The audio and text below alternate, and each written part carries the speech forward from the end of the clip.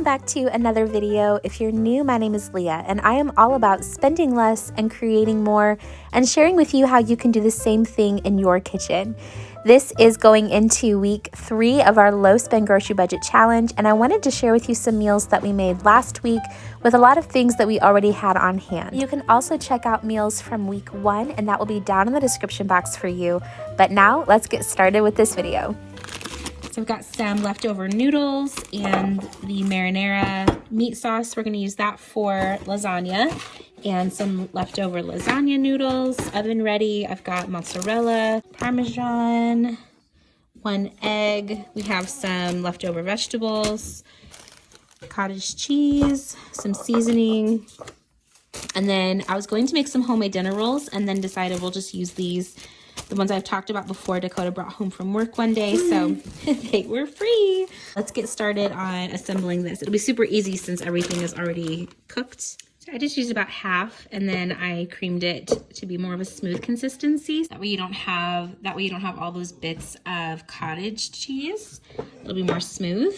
So now I've got an egg, some Italian seasoning, garlic powder, and some Parmesan.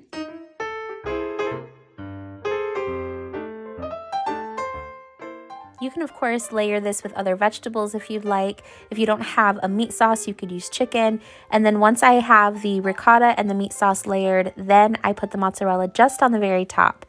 Now I used 1 tablespoon of melted butter with some garlic powder and Parmesan to brush on top of these rolls that I then put into the air fryer just so that I had a smaller space to heat up. I didn't want to use my whole oven, but you could do it in the oven at 400 degrees just until they get golden. I covered the lasagna with foil just so that it didn't burn the cheese, and I baked that at 400 degrees for about 45 minutes, and then I let it bake in the oven uncovered to get golden. Now you are going to want to let your lasagna set for about 20 minutes before slicing it, and I also used those leftover noodles to just mix up some really quick cheesy spaghetti, and then we served that with our leftover vegetables. For Taco Tuesday, I decided to cook up a pork loin that I had bought on sale. Really inexpensive. Whenever you find meat like this, you can stick it in your freezer and use it at a later date. That is how I save hundreds of dollars.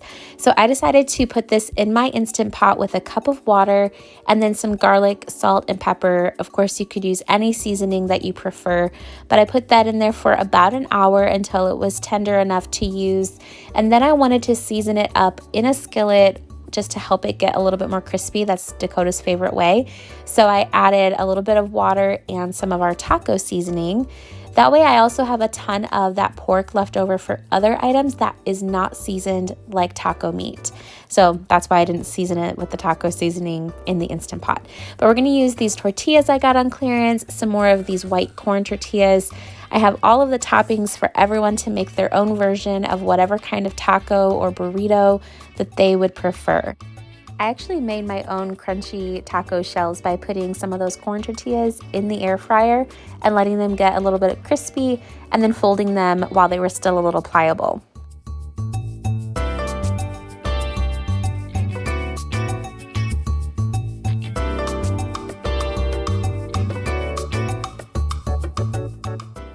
Along with these cooking videos showing what I'm making during our low spend grocery budget challenge month, I also have the videos of our grocery haul, shop with me video, and the meal plan. So make sure you check that out down in the description box. I have the playlist with videos from week 1, 2, and now week 3. Another night I made broccoli cheddar soup, and I decided to make some French bread to go along with it, and I will have my video with the recipe down in the description box for you so you can follow along on all of the details on how to make that. Making homemade bread really isn't that hard actually. As long as you have a bowl, a flat surface to work with, and you have flour, water, yeast, and a little bit of sugar, and for this recipe some butter as well, it will turn out great. Now, I am using some vegetable blends that we actually have not preferred, and I am starting with some sauteed onion, and then I added a little bit of butter and some flour, cooked that down, and since I did not have chicken broth, I'm using some water and seasoning it really well with some salt and pepper. Now, the original recipe that I love to use for broccoli cheddar soup, I'll leave that down in the description box for you, but I wanted to modify it, so using what I had without having to buy a bunch of extra ingredients, I just made do with what I had.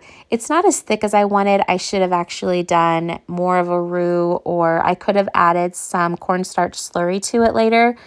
And I also did not have enough cheese, technically, enough cheese. So I'm going to end up making this modified later on with all the leftovers that we have.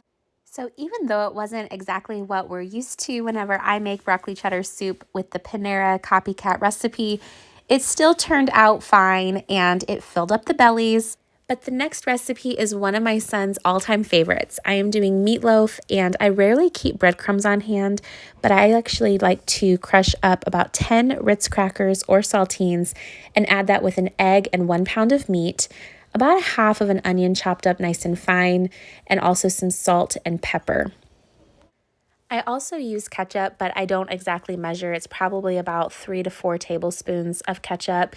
Once all of that is combined, if it's not quite wet enough, you can add some more ketchup to it. And then I will put that down into an ungreased casserole dish. Now you could put a piece of bread under that to help soak up any of the grease, but I haven't really found that necessary whenever I use a really lean ground beef like what I'm using today.